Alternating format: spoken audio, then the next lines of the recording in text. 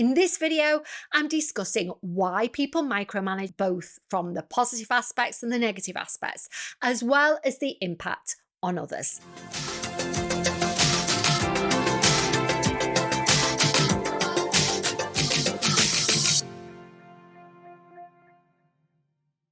Micromanagement, defined as excessive control and attention to minor details, is a term that often evokes negative connotations.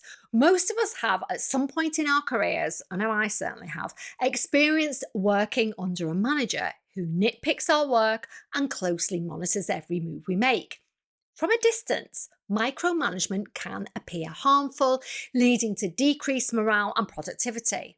However, understanding why managers resort to micromanagement reveals that the reasons behind the behaviour are often more nuanced. While there are undoubtedly negative causes for micromanagement, such as insecurity or a desire for control, there are often instances where it stems from a genuine, albeit misguided, concern for the success of the team and the organisation. Detrimental reasons for micromanagement. Number 1, insecurity and lack of confidence. One of the primary reasons some managers micromanage is insecurity about their abilities. When managers doubt their leadership skills or feel threatened by the competence of their subordinates, they may compensate by exerting control over every aspect of the team's work. I frequently see micromanagement in new managers or following promotions. In fact, it's one of the most common reasons people come to me for coaching. Typically, the most experienced person at handling the technical aspects of a job is successful in securing the promotion. However, that doesn't necessarily mean that they can manage people. That's a whole different skill set all on its own. Many new managers are often uncomfortable and uncertain in their new role and get comfort and certainty from doing parts of their old job. I can't even begin to tell you how common this is. This behaviour serves as a defence mechanism to hide their fears of inadequacy. By micromanaging, they create the facade of authority, convincing themselves and perhaps others that they are needed to ensure the team's success. Insecurity can also manifest in a lack of trust. These types of managers often believe that their employees are incapable of producing high-quality work without their constant supervision. As a result, they check and recheck everything, leading to frustration among employees who feel that they're not trusted to complete their tasks independently. Number 2, desire for power and control. Micromanagers sometimes derive great satisfaction from wielding power over others. This behaviour can stem from a deep-seated need to control outcomes and maintain dominance within the organisation. For these types of managers, micromanagement is a tool to remind employees of their place and authority, reinforcing the hierarchical structure of the workplace.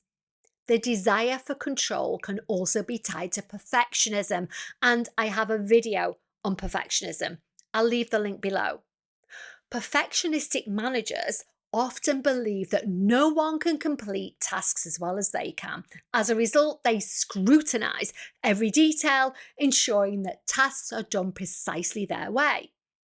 This obsession with control often stifles creativity and innovation, as employees are not given the freedom to develop their own solutions or approaches, and that significantly impacts their own personal development.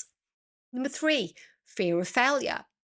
Fear of failure is a powerful motivator behind micromanagement. Managers who are deeply afraid of making mistakes, either because of personal pride or organisational pressure, may feel compelled to monitor every aspect of their team's work to prevent any misstep. They may have been reprimanded for mistakes in the past or worked in environments where errors were heavily punished. This pressure makes them hypervigilant, resulting in obsessive oversight.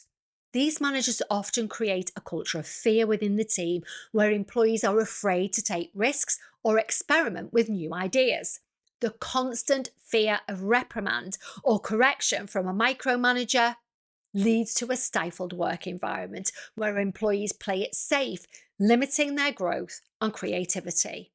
Number 4, insecurity about job stability.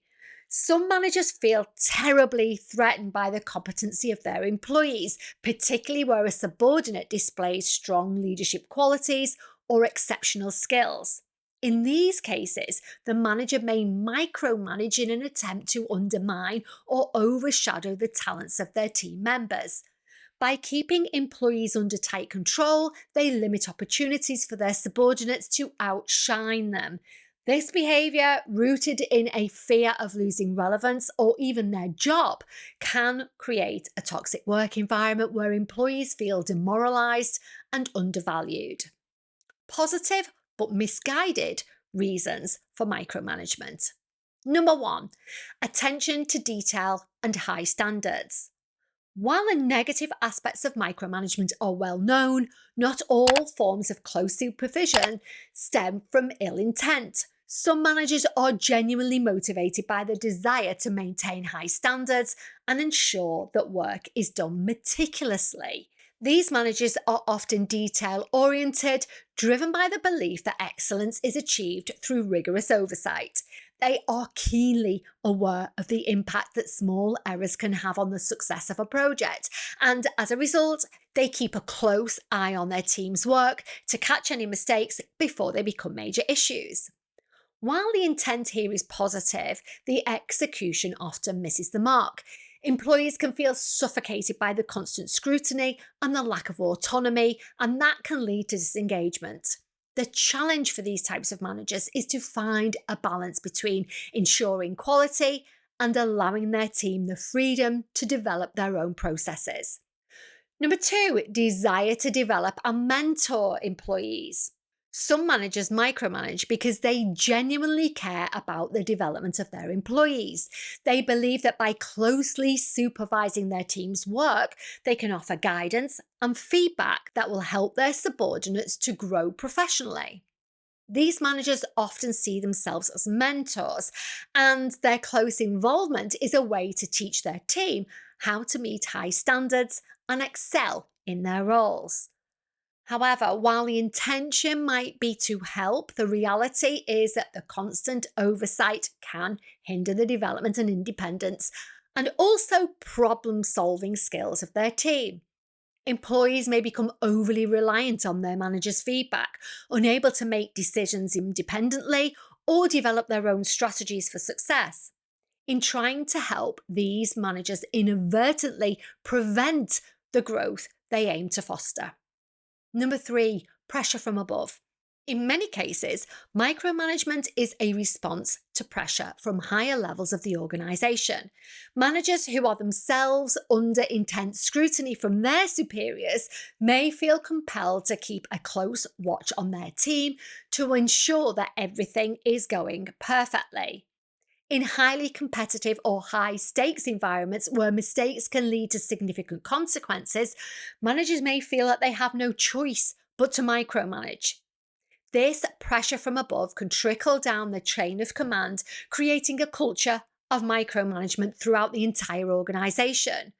While a manager's intent may be to protect the team from failure and keep them aligned with the organisational goals, the impact on the employee morale can be hugely detrimental. Number 4, desire to support new or underperforming employees.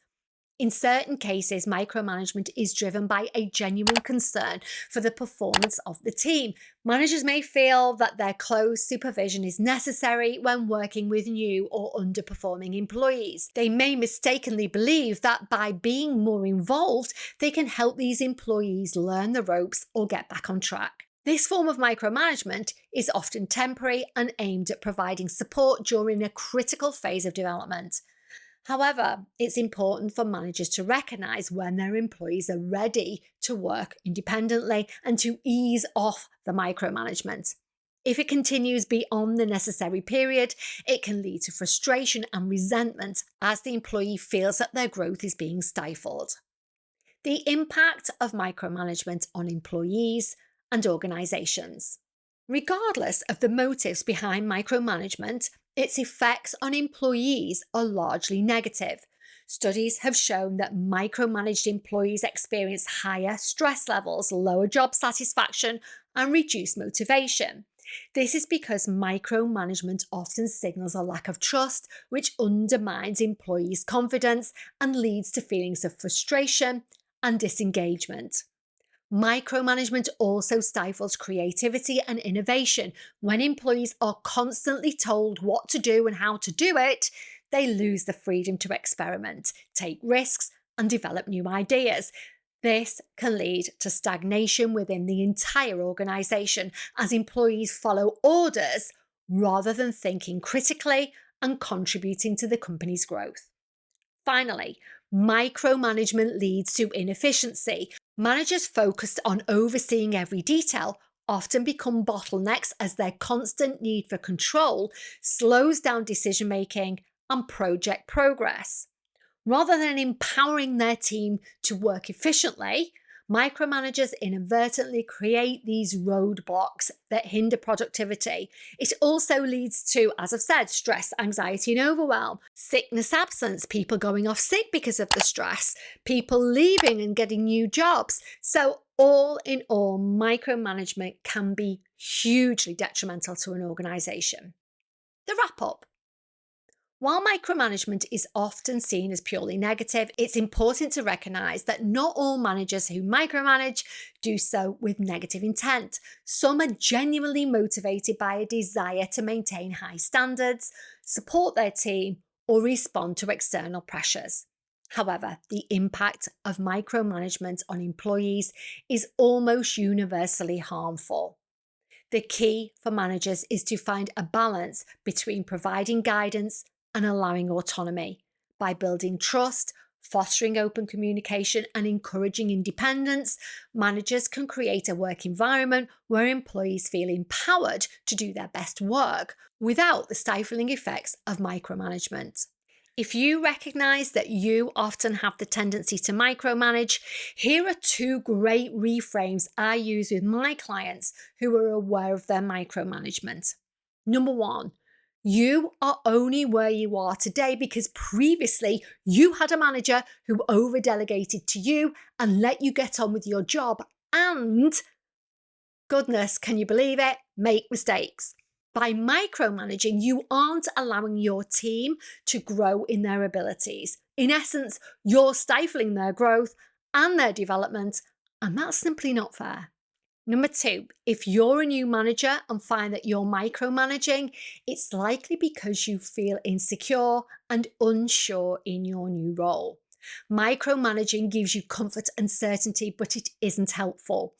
My biggest recommendation is to work on the aspects, whether they're technical or people skills, that you need to feel more comfortable in your role. Once you feel more comfortable, the drive to micromanage should fall away. If you're struggling with micromanagement, delegation, or other people skills, I 100% recommend getting a good coach who will help you through these types of issues. I'll leave my contact details below if you want to hear more about how I can help you. As I said earlier, when we get promoted, many organisations think we should be able to manage people from day one. However, managing people is a skill that, unfortunately, many organisations don't teach you. However, they are skills that can be learned, and a good executive coach like myself will be able to help you with all of that without judgment. What next? If you have any topics you'd like me to cover or anything you'd like to add about today's video, please leave it in the comments section below. I read and respond to everything and really love interacting with you all. If you enjoyed this video, please be sure to like, comment, subscribe, and hit that notification bell so that you don't miss a thing. Finally, thank you to everybody who stays until the very end, and thank you so much for your support. It really means the world to me.